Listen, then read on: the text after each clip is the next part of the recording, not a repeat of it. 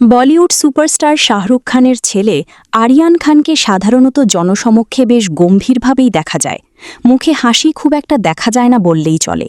তবে সম্প্রতি এক ঘনিষ্ঠ বন্ধুর বিয়ের অনুষ্ঠানে ধরা দিলেন তার একেবারে ভিন্ন রূপ, যা ইতিমধ্যেই সামাজিক মাধ্যমে ভাইরাল হয়েছে। বিয়ের আসরে কনের পক্ষের জনপ্রিয় জুতাচূড়াই প্রথাকে ঘিরে জমে ওঠে দারুণ এক মজার মুহূর্ত।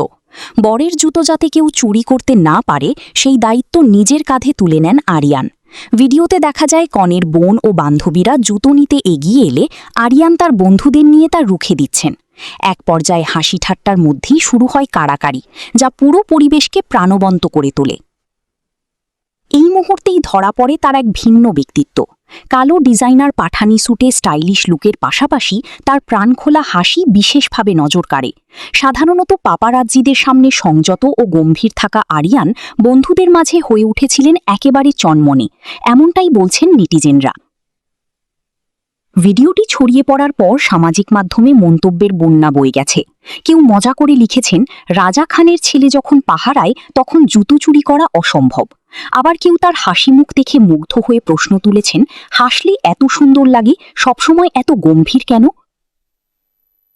অভিনয়ের পথ না বেছে নির্মাণেই নিজের ক্যারিয়ার গড়তে চান আরিয়ান।